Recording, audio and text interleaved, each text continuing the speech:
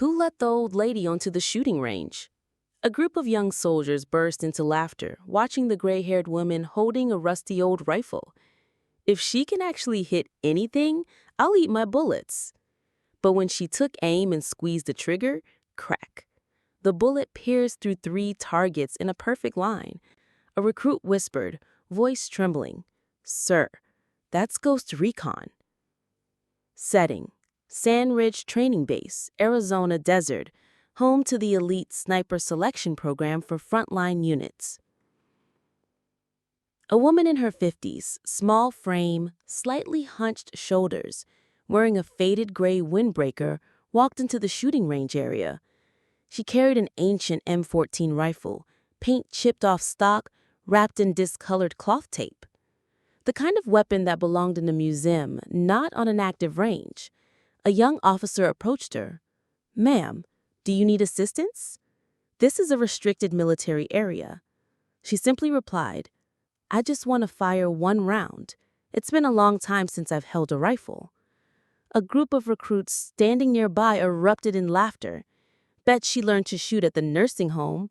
Grandma, don't forget to get a shoulder massage after this." One soldier deliberately handed her an AR-15 with the safety still engaged, bolt locked, testing her. She said nothing, checked the weapon, released the safety, assessed wind direction, and stood up straight. A recruit still laughing. "If you hit anything, I'll volunteer to clone rifles for a month." But something in her posture changed. The way she held the weapon, the way her breathing steadied, the eyes focused downrange. This wasn't an old woman playing with guns. This was someone remembering something important.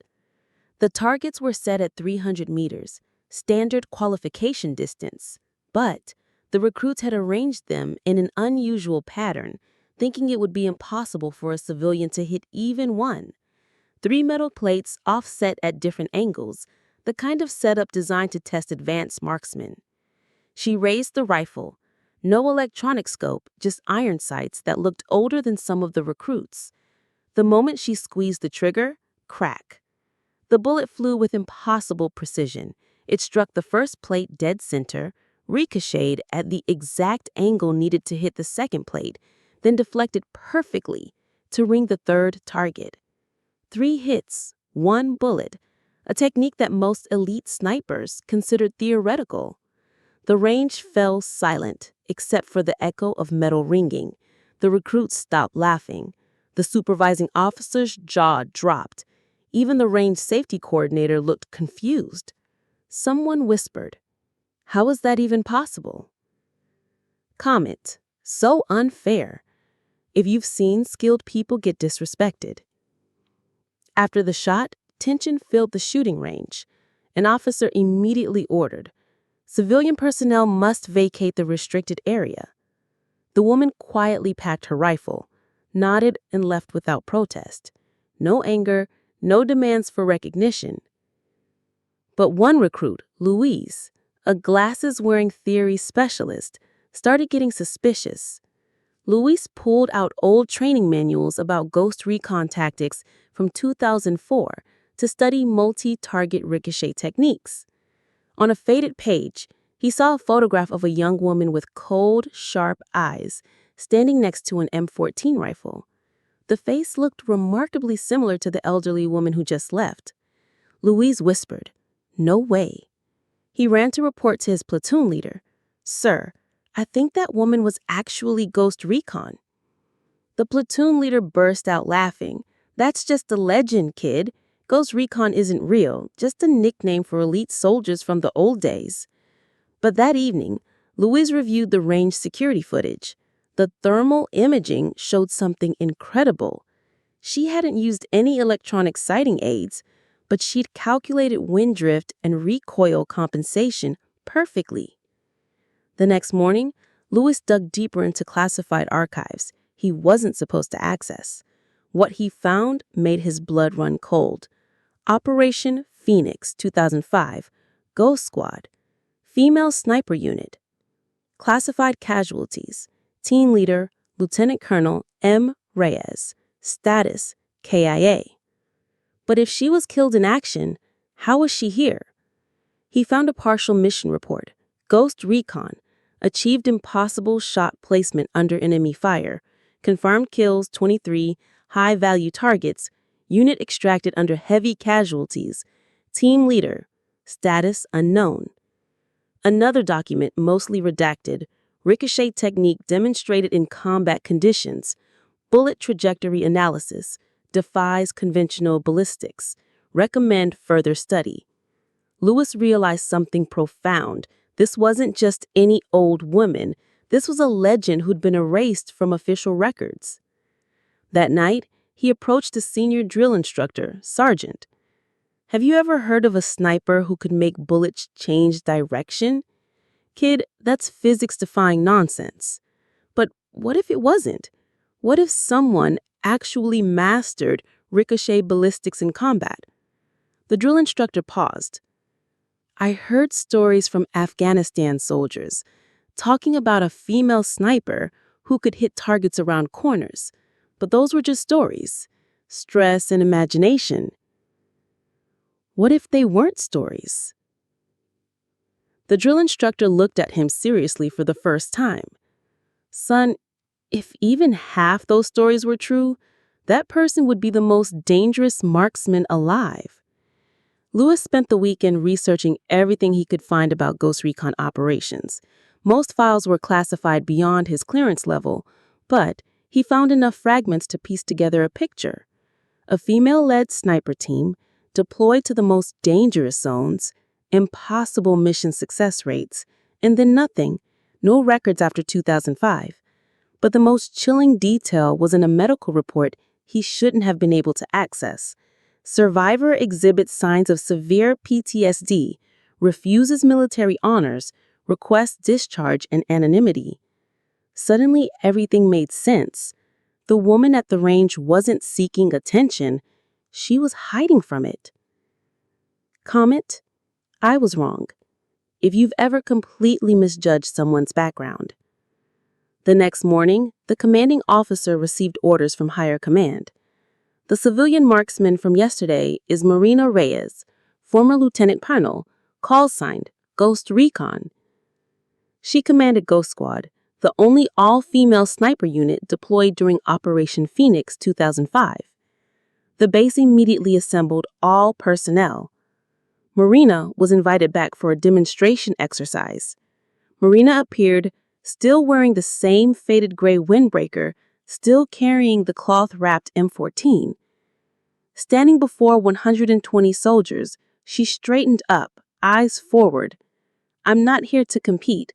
I'm here to remind you that some tests don't need anyone to write the questions. The challenge.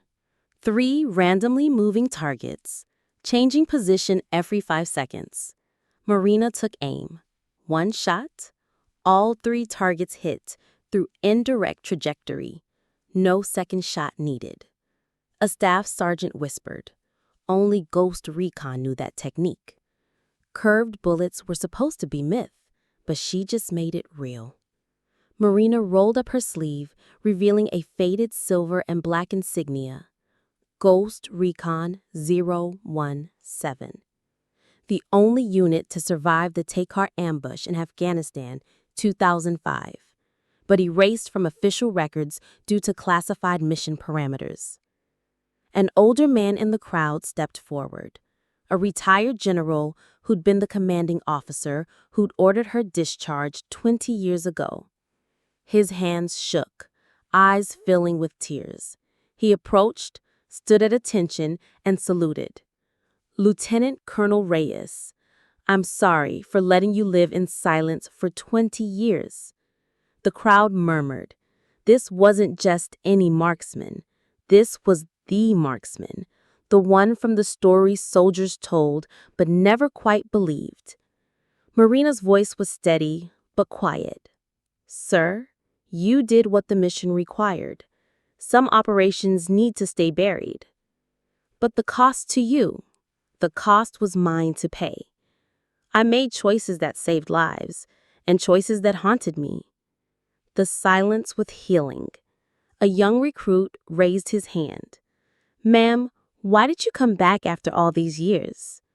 Marina looked around at the faces watching her. Young soldiers just like she'd been once, full of confidence, untested by real combat. Because I saw young people laughing at things they didn't understand, and I remembered being young like that before. I learned that sometimes the most dangerous person in the room looks like the least dangerous. The commanding officer stepped forward. Ma'am, would you consider training our advanced marksmen? Your techniques could save lives. My techniques were learned in places you hope these soldiers never have to go. But if it keeps them alive, she paused, looking at the recruits who'd mocked her then yes, I'll teach. One of the soldiers who'd laughed at her earlier approached. Ma'am, I'm sorry. I didn't know. You weren't supposed to know. That was the point. But now you do know that respect isn't earned by appearance. It's earned by what someone can do when everything is on the line. The retired general spoke to the assembled troops. This woman saved more lives than any of you will probably see in your entire careers. She did it quietly, efficiently, and then she disappeared, because that's what the mission required. Marina added, the hardest part of being a soldier isn't pulling the trigger. It's knowing when not to, and knowing when to step back so others can step forward. A recruit asked, what's the most important thing you learned? That the best shots are the ones you never have to take, but when you do have to take them, make them count. Comment, I owe someone, if someone protected you and you never knew their name. Marina declined all official training positions. I've done my part. It's time for younger people to write the next chapter. But every week she returned to the range, not under orders, just to clean rifle scopes and help soldiers who were struggling with their accuracy. She taught without manuals, without PowerPoint presentations, just simple corrections. Breathe deeper, squeeze slower, respect the weapon. One day, she didn't come. On the stone bench behind target number 3, there was an old piece of paper, handwriting slightly trembling. Don't aim to hit the target if you don't know why you're pulling the trigger. Ghost Recon. From that day forward, the range was renamed Reyes 017. Shooting complex for those who don't need to be known, but cannot be forgotten. 3 months later, the Advanced Marksman program had a 40% higher success rate.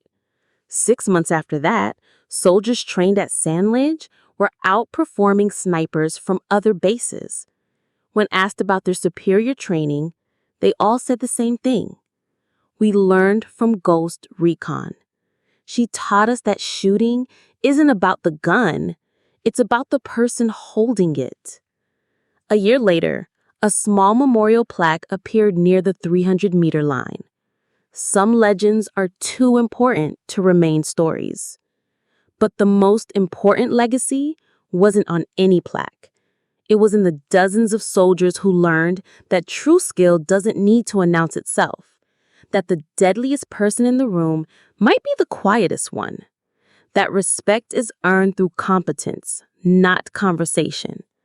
Today, military instructors across the country still teach ricochet techniques that originated with Marina Reyes. They don't know her name, don't know her story. But every time a soldier makes an impossible shot, every time someone succeeds against overwhelming odds, every time skill triumphs over assumption, her legacy lives on. Not because she wanted fame, but because she understood that true mastery means teaching others to surpass you. Be like Marina. Let your actions speak louder than your words. And when people underestimate you, show them what quiet competence can accomplish. Comment, I'll live better if you believe legends can hide in plain sight.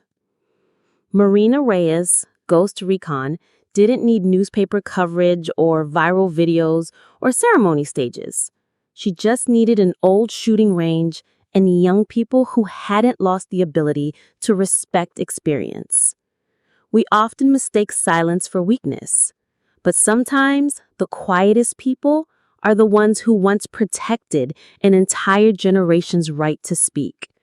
If you meet someone who doesn't talk much, don't rush to judge. They might have already protected everything you're living for. Look closer, listen better, and remember that the most dangerous person in the room might be the one everyone ignores. The most skilled person on your team might be the one who never mentions their qualifications. And the most important lessons often come from people who've earned the right to stay quiet. Honor the quiet ones. Learn from them. And when your moment comes to prove yourself, let your actions do the talking. Because true legends don't need their names and lights. They just need to know that what they taught kept people safe. Comment: she spoke through action. If this story changed how you see quiet people,